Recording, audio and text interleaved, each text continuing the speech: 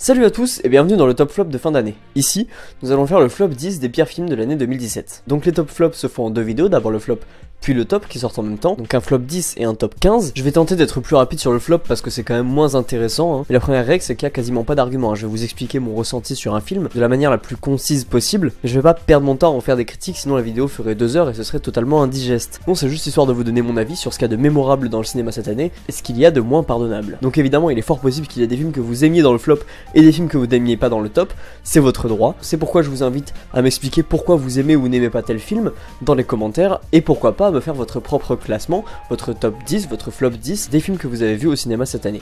Et enfin, je n'ai pas vu tous les films qui sont sortis au cinéma, j'en ai vu environ 90, donc il est aussi possible que j'ai raté votre film préféré de l'année, auquel cas je suis désolé. Ne perdons pas plus de temps et commençons tout de suite avec le numéro 10. Un beau soleil intérieur. Alors c'est vraiment parce qu'il fallait trouver une 10e place. Après c'était hallucinant comment toute la salle avait envie de se barrer pendant le film. Et à la fin du film tout le monde a fait ouf. Moi je retiens quand même pour citer un bon élément un Depardieu qui est excellent dans ce film. Même s'il a un rôle de 5 minutes. Mais sinon on suit le personnage de Juliette Binoche avec qui on a envie de foutre des baffes pendant tout le film. Qui se perd un peu dans sa vie amoureuse. En a-t-elle vraiment une? C'est très long, c'est très répétitif, c'est très verbeux pour pas grand chose. La mise en scène est totalement inexistante. Enfin c'est vraiment totalement inintéressant et passable. Numéro 9, L'Amant double. Encore un film français à la con, mais celui-là hyper prétentieux. 2-3 bonnes idées de mise en scène, mais c'est quand même beaucoup de branlettes. Pendant tout le film, j'ai pas pu m'empêcher de voir le réalisateur François Ozon se branler derrière sa caméra, très content de ce qu'il faisait. Et je dois dire que ça m'a un peu saoulé parce que ça manque totalement de subtilité. Ça a tendance à être un peu surjoué, très grandiloquent, pour pas grand chose au final. Il y a une volonté de choquer qui pour le coup, pourquoi pas, marche plutôt pas mal. Après, pour chaque événement qui va se passer, il va essayer de l'illustrer dans une scène symbolique visuellement, et ça peut très facilement tourner au ridicule. C'est bien dommage parce que du coup le film qui veut se faire très sérieux, très grandiloquent devient tout simplement risible. Numéro 8, La Belle et la Bête de Bill Condon. C'est le dessin animé Disney en moins bien quoi. Tous les acteurs ont l'air de se faire chier mais à un point incroyable. Emma Watson à chaque fois qu'elle se met à chanter t'as l'impression qu'elle est en train de se forcer et que vraiment elle essaye d'avoir l'air à enjouer mais pas du tout. Visuellement au niveau des effets spéciaux c'est très réussi mais la mise en scène n'a aucun intérêt, elle est totalement plate. Les seules bonnes idées qu'il y a elles sont repompées sur le dessin animé Disney. Il y a quelques moments sympas je dis pas mais le film ne décolle jamais vraiment, il est très plat, très long. Même quand il y a une scène d'action où ça bouge un peu, la caméra elle filme ça un peu de loin, de manière un peu détachée. Donc au final même quand ça peut décoller dans le scénario, ça ne décolle pas du tout à l'image. Donc le film nous laisse complètement sur le côté. Et puis le design de la bête en version gros nounours est juste immonde, enfin c'est vraiment ridicule à souhait. Moi je reste pour le coup 100% avec la version de Christophe Gans de 2014 qui était très imparfaite, qui avait plein de défauts, mais qui avait le mérite de proposer quelque chose de différent. Déjà en rentrant chez moi, je suis allée sur internet pour voir ce que la critique en pensait, et j'ai vomi. Et qui au moins avait un très bon design de la bête. Numéro 7, La Tour Sombre. Ce qui est vraiment très frustrant dans ce film, c'est que tu vois tout le potentiel qu'il peut y avoir, tout le truc de fou qui pouvait être développé derrière le postulat de base, et en fait il n'en est rien. Le film reste sur le plus basique, le plus simple qu'il puisse faire. Je sais pas combien de romans il adapte d'un coup, mais il y a énormément de raccourcis et ça se voit, ça va trop vite. Le film fait 1h30, 1h40, je sais plus, mais il est très court du coup. Au final, pour un truc qui est censé être aussi grandiose, aussi épique, il n'y a aucun impact qui est donné. On suit l'action, on se fait pas forcément chier, mais on est hyper détaché. Parce que le film ne prend pas le temps de poser ses personnages, le film ne prend pas le temps de poser son contexte. On a quelques flashbacks, quelques visions dont on sait pas trop d'où elles sortent, et puis on a compris l'histoire, mais on s'est pas du tout attaché au récit. Donc au final, c'est le genre de blockbuster qui se consomme, et c'est vraiment très dommage. D'autant plus que c'est Stephen King, et j'ai pas lu le bouquin, mais j'ai lu le concept, je connais le concept de base, c'est un truc extraordinaire, enfin il y a énormément de choses à faire avec, beaucoup plus que ce que le film offre. Donc au final aucun attachement, aucun sentiment d'épique, c'est vraiment très dommage. C'est très dommage, il y a un gros sentiment de gâcher avec ce film. Numéro 6, Justice League. Ouais, je l'ai mis là, je l'ai fait. Vous me connaissez, je suis un très grand fan de Batman v Superman. Je plaçais énormément d'espoir dans le DC Extended Universe. J'ai mis Batman v Superman 3ème de mon top l'année dernière. J'ai adoré ce film, c'était vraiment un excellent film de super-héros, un des meilleurs sans aucun doute à mes yeux. Il y avait tout, il y avait l'épique, il y avait le récit, il y avait le jeu d'acteur avec un Batman formidable, il y avait la réalisation, c'était non seulement c'était beau, mais c'était intelligent, enfin c'était réussi pas en tout point, mais il y avait une vision qui était portée, il y avait une vraie intention de donner quelque chose de différent dans l'industrie du cinéma de super-héros. Et pour Justice League, qu'est-ce qui s'est passé quoi? Enfin je dis qu'est-ce qui s'est passé, mais je sais ce qui s'est passé. Ce qui s'est passé c'est que le réalisateur Zack Snyder a dû quitter son projet.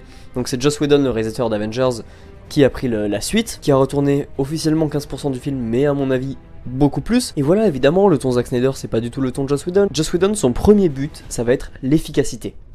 Et tout pour l'efficacité, pour que le spectateur en ait pour son argent. Donc il va essayer de cocher toutes les cases du blockbuster classique, pour faire un bon gros popcorn movie. Donc il a rajouté de l'humour par pelleté, alors que ce n'est pas du tout la vision qui est portée par Zack Snyder depuis 3 films. Et ça se sent, mais ça se sent vraiment. Surtout que Whedon, il apporte pas de soins visuels, il fait le strict minimum, et encore. Donc à côté de Snyder, qui est un metteur en scène très visuel, et ben ça se voit directement, les scènes qui ont été tournées par Snyder et les scènes qui ont été tournées par Whedon, et parfois il y a un mélange des deux, donc ça sort forcément du film, tu vois, putain, tu fais, mais putain, mais ça a pas été tourné en même temps, il y a des mois d'intervalle entre les deux tournages et ça se voit. Donc voilà, ça donne un film qui est pas dégueulasse, ça donne un film surtout qui est raté et ça se voit. L'histoire de Superman est totalement rushée, enfin tout le film d'ailleurs est rushé, on prend pas le temps de développer les personnages, on prend pas le temps de présenter réellement l'histoire, hein. C'est fait en un petit clip de 1 minute narré par Wonder Woman et puis après on va dans l'action. Enfin, c'est-à-dire que c'est toute l'antithèse de Batman v Superman et c'est exactement ce qui me dérange dans ce film. Batman v Superman développait ses personnages,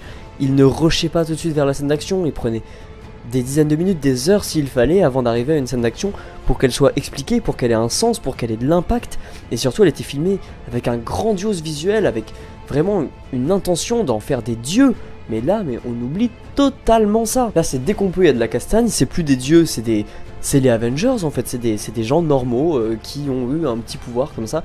Alors que c'est pas ça d'ici, c'est pas ça Batman v Superman. Batman v Superman, quand tu voyais Wonder Woman, Batman et Superman à côté, c'était 3 divinités. Ils étaient magnifiés par la caméra. Là, il est plus du tout question de ça. Il y a un plan iconique à la fin où ils sont tous comme ça, et puis c'est ridicule, c'est tellement forcé que tu vois qu'ils prennent la pause, et à mon avis c'est signé Whedon. Non, c'est juste raté de bout en bout, et c'est dommage. Enfin, ceci dit, ça fait son taf, hein. Moi j'ai pas trouvé ça chiant, c'est un bon popcorn movie. Whedon, il a réussi son truc, il a bien pourri le film pour en faire un truc que t'avales, que tu consommes, que tu recraches, et puis tu l'as oublié. C'est extrêmement dommage, et j'espère que le DCU arrivera à retrouver un chemin dans le même ton qu'avait Batman v Superman, mais là j'avoue que j'y crois plus du tout. Bon, numéro 5. 50 nuances plus sombres. Normal quoi. Il y a 2 ans il y avait le premier dans le flop, bah maintenant il y a le deuxième, c'est normal. Non franchement le deuxième est vraiment pire que le premier. Le premier j'allais dire il pète pas plus haut que son cul, mais enfin un peu, mais par rapport aux deux pas du tout. C'est-à-dire que le premier avait le mérite quand même d'avoir une réalisatrice qui avait eu l'intention de faire quelque chose d'un tant soit peu regardable, joli. Bon là c'est pas le cas du tout. Là en fait vraiment c'est dans ce film que tu vois réellement que 50 nuances degrés c'est une fanfic de Twilight. Parce que vraiment on est dans la parodie. Il y a un méchant caché. C'est d'un ridicule consommé. À un moment t'as envie de dire au film mais redescends un peu. Putain tu parles juste d'une histoire d'amour à la con qui tourne autour du BDSM qui n'en est même pas vraiment d'ailleurs. Pour le coup il essaye d'en faire un truc épique et ça ne marche pas du tout. Ça tombe totalement à plat, c'est risible. Ça a un côté nanardesque. Parce que tu ne peux pas mettre un côté épique à une histoire comme ça. Enfin, c'est évident que ça devient ridicule. Je sais pas qui a eu la putain d'idée de se dire « Ah, on va en faire un film épique avec un méchant et des confrontations et un méchant qui surveille la gentille de loin dans l'ombre. » Les gars, on fait déjà plus ça dans le cinéma d'action ou le thriller, alors dans une comédie romantique sur le BDSM, évidemment que non, on fait pas ça. Ou bien vraiment, vous avez compris que vous faisiez de la merde et que vous faisiez un truc ridicule juste pour faire du fric. Ce qui est possible, hein. Autant les scénaristes, c'est des cyniques et ils ont compris qu'ils faisaient de la merde et ils tentent le tout pour le tout, mais non, moi je peux pas accepter ça quoi. Alors d'un côté vous allez me dire que c'est vrai que je l'accepte en allant le voir en salle, mais on ne m'y reprendra plus, peut-être que je verrai le 3 de manière moins légale pour rigoler, mais en tout cas je ne payerai plus ma place pour voir un film de cette franchise parce que c'est un scandale quoi. Numéro 4. Sahara. Sahara, j'ai vu l'affiche, je me suis dit moi ça peut être sympa, ça a l'air d'un joli film d'animation, les graphismes ont l'air cool, je vais emmener mes petits cousins voir ça. Oh la catastrophe quoi. C'est pas parce que c'est un film pour gamins qu'on est obligé de leur servir de la merde à un moment. Enfin tout est ultra prévisible. Et à la fois il y a des scènes à la limite de l'obscène qui m'ont vraiment dérangé. Il y a des scènes de prise de drogue et d'hallucinations où les hallucinations sont très clairement des métaphores sexuelles un peu chelou. C'est vraiment malaisant. Enfin évidemment tout le film est prévisible, chaque personnage ne sort pas de son cliché de base. Le doublage a été donné à des acteurs français, c'est une horreur, hein. Faut prendre des comédiens de doublage. Quand vous faites un film d'animation, pour faire du doublage, il faut prendre des comédiens de doublage parce que c'est leur métier, hein, pas des acteurs, c'est pas leur métier. Faut pas quand même se dire, bon bah on n'a pas le budget pour le faire, mais on le fait quand même, parce que du coup ça donne des animations comme ça qui sont immondes. C'est, je sais plus pour quel autre film de merde d'animation j'avais dit ça il y a quelques années, mais en gros, quand tu regardes un making-of d'un film Pixar ou Disney, qui eux ont des graphismes formidables. Tu sais, parfois tu vois des images du film, mais qui sont pas encore finies, où il n'y a pas encore les ombres, les détails qui sont rajoutés. Les détails ne sont pas là, c'est pas fini. Et bah Sahara, ça ressemble à ça. Ça ressemble à un film d'animation à gros budget, pas fini. Donc c'est moche. Voilà. Numéro 3.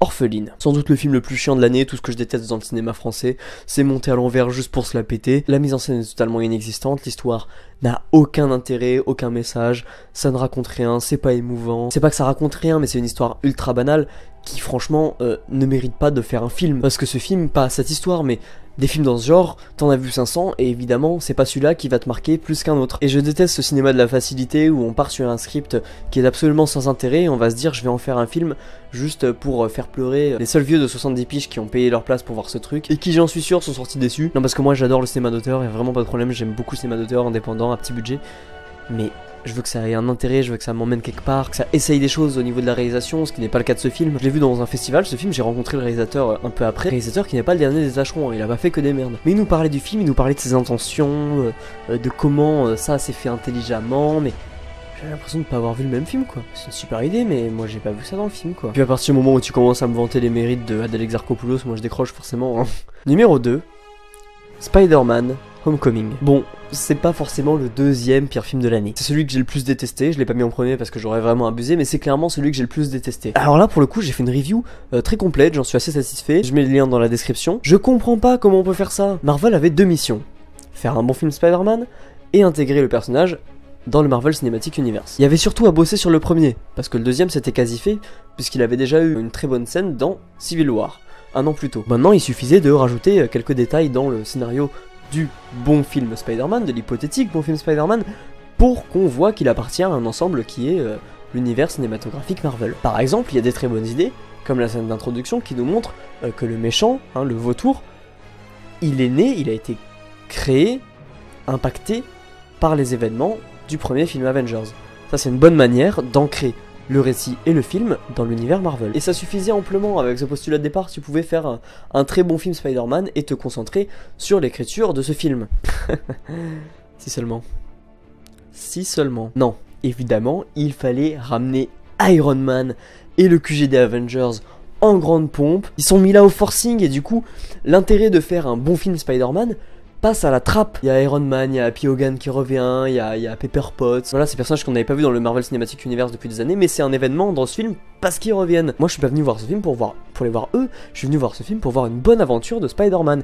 Et ce n'est pas du tout le cas. Ce n'est pas du tout le cas parce que déjà, pour le coup, le personnage est totalement trahi, et je déteste dire ça, mais le fait que le personnage soit trahi retire tout intérêt au film. Pourtant, je suis pas un fanboy extrême de l'adaptation, mais pour le coup, les trahisons qui sont faites au personnage même de Peter Parker retire tout intérêt, tout souffle épique, tout enjeu du film. Le vrai problème du film, c'est qu'il n'a pas d'enjeu.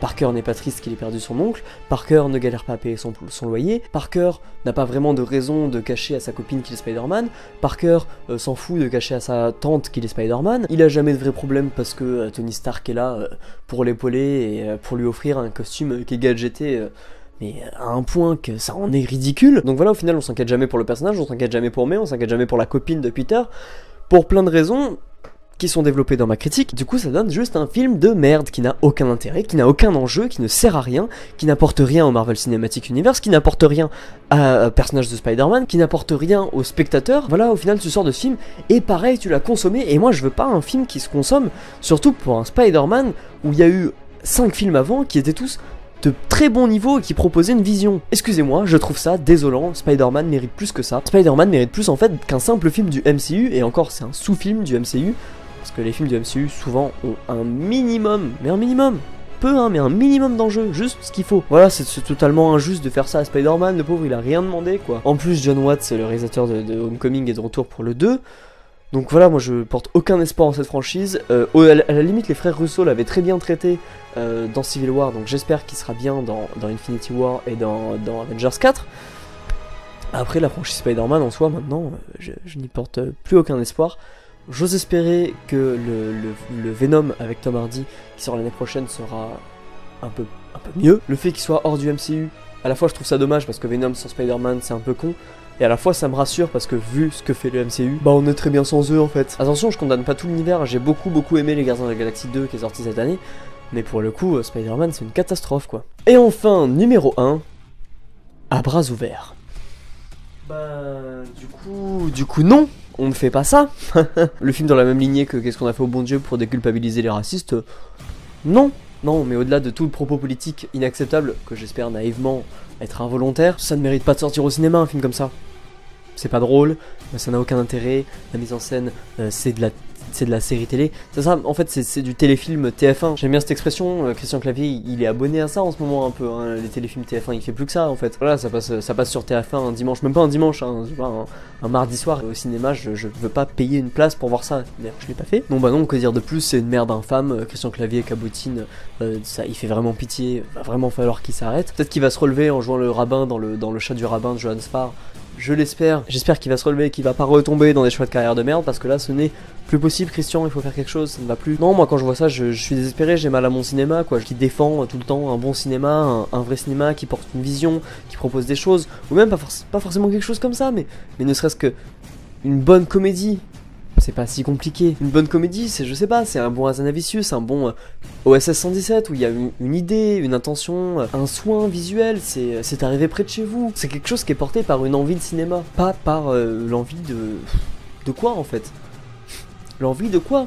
Moi je me pose la question, pourquoi les réalisateurs qui font ce genre de film font ce genre de film? Le mec a fait Qu'est-ce qu'on a fait au bon Dieu avant, s'il voulait faire quelque chose d'un cran au-dessus, il aurait pas eu le même budget, mais il aurait pu demander, il aurait pu essayer, il aurait pu oser. Il a décidé de s'enfermer dans ce même carcan, dans ce même schéma de film bidon qui ne sert à rien, qui n'apporte rien au cinéma.